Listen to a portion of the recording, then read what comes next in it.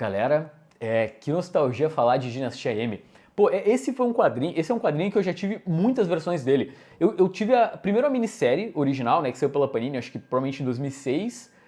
Depois eu consegui o encadernado de capa cartão, e não foi nem um pouco fácil, na verdade. Aí eu me desfiz dele, porque a Panini publicou nessa versão Marvel Deluxe, aí bom, beleza, né? É um quadrinho representativo, é um grande evento do universo Marvel e, bom, eu acho essa coleção legal, eu acabei pegando o Marvel Deluxe. Eu acho que a Salvat também publicou Dinastia M, mas aí, bom, eu não sou verme o suficiente para comprar de novo o quadrinho, né, na versão da Salvat. E aí agora, na última CCXP, né, vocês estão vendo aqui, saiu essa versão mais avançada, né, foi lá que eu tive, inclusive, acesso, né, antecipado. Então, nesse vídeo eu vou falar sobre Dinastia M, trazer o contexto, etc. Vou mostrar todos os detalhes dessa edição, comparar com a versão antiga da Panini e, bom, vem comigo. Tá, mas antes de começar, deixa eu trazer um pouco de contexto. Dinastia M, então, começa lá fora em 2005, ela é escrita pelo Brian Michael Bendis e desenhada pelo francês Olivier Coipel. O Bendis, nessa época, ele já estava ele fez o Vingadores A Queda, na sequência, ele fez os Novos Vingadores e depois ele faz, então, o Dinastia M, tá? Não sei se você sabe disso, mas, cara, nesse período, tudo que o Brian Michael Bendis tocava se transformava em ouro no universo Marvel. Os Novos Vingadores dele, cara, é muito legal de acompanhar. Ainda mais com a Dinastia M, então, sabe, depois tem a Guerra Civil. Então são vários eventos que vão impactando os Vingadores de forma, assim, muito impactante. Eu não cheguei a falar, mas as capas são de um croata, o Esad Ribic. Cara, as capas são muito boas, assim, são incríveis. Acho que talvez esse foi o grande momento de destaque, assim, inicial do Ribic na Marvel, assim. Gente, olha que coisa absurda. Pra você ter uma ideia, Dinastia M teve impacto até no universo do cinema da Marvel. Vocês sabem WandaVision? Então, é uma série baseada tanto no Dinastia M quanto no Visão do Tom King. Então, junta as duas coisas e aí virou uma série de TV. Tá, eu prometo que eu já vou mostrar a edição em detalhes, mas deixa eu falar um pouquinho sobre esse Marvel gigante. Você sabe que tem uma nova coleção pela Panini? É como se fosse a edição absoluta dos quadrinhos da Marvel, sabe que a DC tem aquelas edições, né, que tem um case e aí tu coloca o quadrinho, ele é oversized, ó, repara, olha a diferença de tamanho dessa Dinastia M nova para a Dinastia M antiga, sabe, é bem maior. Dentro do quadrinho tem também um fitilho. E, gente, eu já fiz um vídeo aqui sobre a coleção Marvel gigante da Itália, né? Lógico que não tem nada confirmado aqui no Brasil, por enquanto a única coisa que a Panini publicou é justamente essa Dinastia M, mas, assim, o céu é o limite, meu Deus, tem muita coisa. Tem Demolidor do Bendis, tem Quarteto do Hickman, Hulk contra o Mundo, Guerra Civil, tem muito quadrinho que justamente pode ser por essa coleção. E até onde eu sei, tá, é uma coleção exclusiva da Itália. Isso não vem da Marvel norte-americana ou coisa assim, é uma invenção dos italianos. Você sabe que se eu pudesse viver numa realidade alternativa, tá, algo que eu pudesse mudar no mundo, cara, eu ia acabar com as filas. Que se tem um negócio que cansa, ainda mais no Natal, que tá todo mundo correndo para lá e para cá, qualquer coisa que eu vou fazer no shopping tem fila. Então agora imagina um mundo onde a Feiticeira Escarlate mudou tudo. E, cara, não tem caos no Natal, não tem correria e tu ainda acerta no presente. Ó, dá uma olhada nessa camiseta estilo menino maluquinho da Insider, que coisa linda. Galera, falando sério, melhor dica de Natal. Já falei várias vezes aqui, né? Vocês me viram inclusive usando Insider lá na CCXP nesse momento. Vocês podem comprar presente de Natal com 30% off, mais desconto acumulando com o meu cupom, tá? Que vocês ativam aqui embaixo. E ao mesmo tempo tem 20% de cashback. Então aproveita, entra lá no site. Galera, tem como adiantar o presente de Natal, tem kit com 6 camisetas, dá para dar um para cada parente. Eu vou falar para vocês, tá? Experiência própria. A troca no site da Insider é muito fácil. E eu tô falando isso porque eu literalmente comprei no último Black Friday algumas camisetas, aí uma das peças não estava no tamanho ideal, eu pedi a troca, foi tudo muito rápido, muito fácil pelo site, então é um baita presente. Pô, cara, é tão legal, mas tão legal, que parece até que é uma realidade alternativa, tá? Mas não é. Tu pode ativar meu cupom aqui embaixo e dar ótimos presentes de Natal com a Insider. Galera, vocês não têm noção do trabalho que deu para enquadrar isso aqui. Bom, vamos lá. Primeiro, esse vídeo é meio um Near Mint Condition, né? Eu vou mostrar um pouco da edição em detalhes, mas eu também vou fazer um review, trazer uma entrevista que eu li do Brian Michael Bendis, né? Para ampliar aí a experiência de vocês, mas vamos por partes. Essa aqui é a lombada do box, né? Desse case da Panini, tem essa ilustração dupla do Oliver Coipel. Então aqui tem um pouco de Vingadores, um pouco de Mutantes. Na verdade tá tudo meio que misturado, né? O Demolidor aqui, por exemplo. A galera diz que ele desenha todo mundo meio gordinho nessa época. Pô, mas eu acho legal pra caramba. Aqui a parte de baixo do box, parte de cima ali com Dinastia M. Achei interessante que eles vão usar a capa do Esad Ribic, né? Pelo menos não no case. Afinal, ele não desenha a parte de dentro. Mas aí na edição em si é Esad Ribic. Cara, gente, é muito bonito, né? Nossa, dá uma olhada. Aqui, se não me engano, essa é a capa da edição número 1 original. Aqui, ó, sem dúvida nenhuma, uma das maiores histórias dos X-Men de todos os tempos. E os desenhos são fantásticos. Bah, quando tu elogia os desenhos, alguma coisa está errada, né? Tem House of M 1 a 8, né, que é a minissérie completa. Tem o The Pulse, que é aquele jornal fake. E eu acho que não diz aqui, né? São 272 páginas, mas tem a edição do diretor também. Tá, vamos lá. Galera, primeiro de tudo, Dinastia M merece um quadrinho nesse tamanho, né? Merece esse tratamento? Assim, em termos de importância, sim, né? Um quadrinho muito importante, tudo pro universo Marvel, mudou muita coisa. Ó, aqui tem um texto do Aurélio Pacini, que é o editor da Panini Itália. Ele traz um pouquinho de contexto, né? Fala sobre os 3 personagens principais aqui, que são a Wanda, o Magneto e o Wolverine. Na prática, o Logan, ele funciona como nós, né? Ele é o personagem que não sabe meio de nada e vai entendendo aos poucos esse mundo alternativo.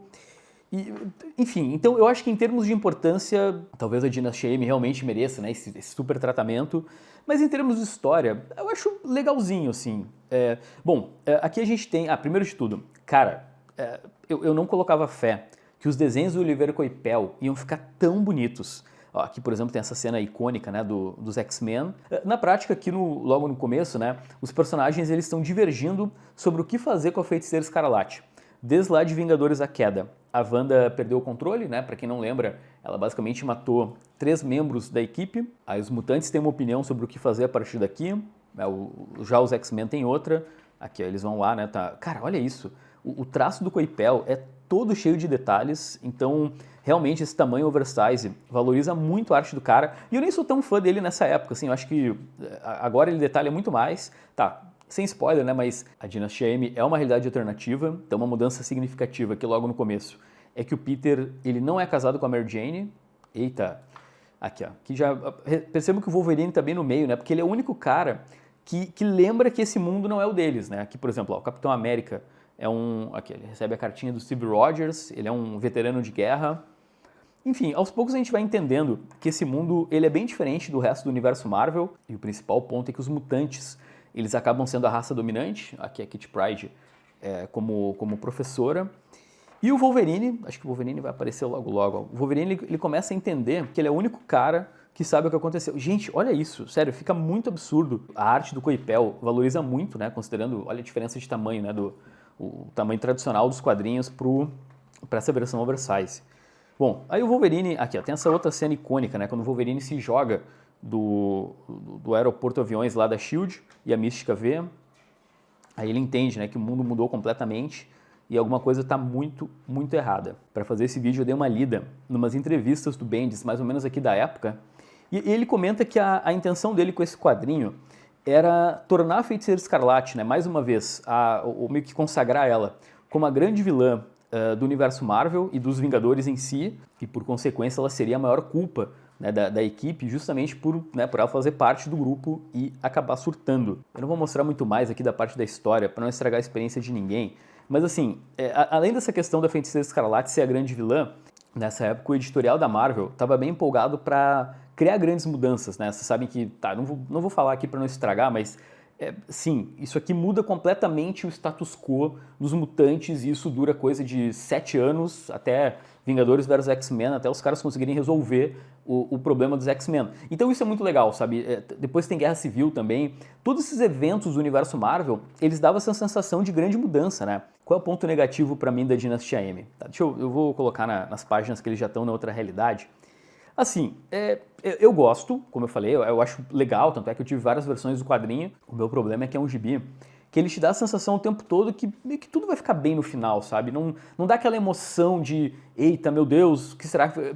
Pega, por exemplo, a Era do Apocalipse. Cara, quando tu lê a Era do Apocalipse, parece que não vai sobrar pedra sobre pedra. Por mais que os personagens ao longo do quadrinho realmente tenham essas mudanças grandes e tudo, né? O Wolverine vai ter uma alteração, não te dá essa sensação de que, meu Deus, eles estão em perigo a qualquer momento. Meio que tu tá esperando que, cara, beleza, tudo vai dar certo no final. Talvez seja até a questão do próprio traço do Oliver Coipel, né? Que ele não tem um traço tão sombrio, né? Tu vê que tudo, as cores, né? Tudo muito iluminado. Então é uma saga meio soft, assim, da Marvel. Deixa eu mostrar para vocês agora os extras. Vamos lá. Para quem tem essa versão, a versão Marvel Deluxe da Dinastia M, tem, bom, praticamente tudo que tem aqui. Ó, repara, o The Pulse não tem nada de diferente, né? São matérias jornalísticas sobre esse novo universo, então isso está exatamente igual no encadernado Marvel Deluxe. Tem aqui as capas variantes, né? Cara, Esad Ribe que é Deus. Dá para dizer que tem duas diferenças principais. A primeira delas é esse guia do Mundo M, que nessa versão, tá, ela tá publicada de forma, vamos dizer assim, mais sintetizada. Deixa eu explicar aqui o que eu quero dizer. Ó, o The Pulse, como eu falei, está na íntegra. Mas aí quando a gente chega aqui nos Segredos da Dinastia M, ó, repara, tá, uma boa parte do texto, né, é o mesmo conteúdo, só que nessa versão antiga da Panini tem fichas dos personagens que aqui eles basicamente cortaram fora, né? Aqui são só os textos, contextualizando ali os grupos do universo Marvel, mas não tem as fichas de personagem. E, gente, é muita página de ficha de personagem, tá? Na outra versão. Cara, que coisa linda aqui. Arte do Oliver Coipel. Mais capas. Capa eu nem lembrava, do Joey Madureira, eu nem sabia que ela existia. Cara, arte icônica aí pra quem é fã da Marvel. Aqui a Miss Marvel, o Gavião Arqueiro. Ô, gente, é muita nostalgia. Essa capa também do Homem-Aranha é bem icônica. Ok, tá. Esse conteúdo agora, tá? O Director's Cut, até onde eu sei, né, ele é exclusivo dessa versão Marvel gigante da Panini. Não tem na versão anterior. Aqui a gente vai acompanhar o processo criativo do Oliver Coipel, que é bem legal, tá? Eu gosto, tá? Por mais que eu não seja desenhista, mas é legal ver a criação das páginas. Ó, repara que aqui tem muito do lápis dele, né? Então a gente vai entendendo a construção do quadrinho. E eu acho, inclusive, que é toda a primeira edição, né? Aqui, ó. O Homem-Aranha ali, né, ele não desenhou o clarão de luz, né, para enviar os personagens para a Dinastia M. Ah, que bacana, ó. Aqui o Peter acordando que eu mostrei, esboço daquela capa da Feiticeira Escarlate. Tem um sketchbook também, aí tem várias artes. Gente, assim, ó, vamos lá, deixa eu dar minha opinião aqui. É legal essa edição existir? A gente está falando de um gibi que teve aí 1000 versões diferentes, então, ok, né, ter uma edição mais luxuosa pela Panini não é exatamente um problema. Meu único ponto sobre a publicação dessa saga no Brasil é que, vamos lá, né? Entre lançar essa versão oversize de um quadrinho que é bacana, cara, a Panini podia ter investido, por exemplo, num ônibus, porque a Dinastia M tem vários e vários tie-ins que nunca saíram de novo. Então a gente tem aqui o que seria, acho que quinta, sexta vez que esse quadrinho sai no Brasil, mas eu nunca pude ler, por exemplo, as histórias do Homem-Aranha nesse período, né? Eu queria ler, tá, beleza, o que aconteceu com o Peter Parker lá, casado com a Gwen Stacy. Enfim, tem vários tie-ins, né? O ônibus é bem grandinho. É o que eu falei antes, assim. Eu fiquei impressionado com a qualidade dos desenhos, sabe? É outra experiência ler o gibi num tamanho absurdo desse. Valoriza muito a arte do Coipel, assim, tu fica buscando os detalhes, é muito legal. Então, cara, se tu é um fã absurdo de Dinastia M e, por exemplo, tu não tem um canal de vídeos que te motiva a ir atrás de algumas edições, então pode valer a pena, tá? Se tu tiver aí com uma grana sobrando beleza, vou investir numa versão gigante de um gibi. Mas, cara, se tu nunca leu Dinastia M, eu diria pra não ir com muita expectativa e curtir, tá? É um gibi divertidinho, eu acho que ele não corresponde a esse tamanho, sabe? No sentido de, cara, geralmente esse formato a gente tá acostumado com, sei lá, Marvels, Cavaleiro das Trevas, gibis de altíssimo nível. Então aqui a gente tem um gibi bem legal, ok, importante, etc., né, num formato oversize. Galera, então era isso, foi muito bom ter vocês por aqui, espero que esse vídeo tenha sido útil e até breve, tá? Valeu, valeu!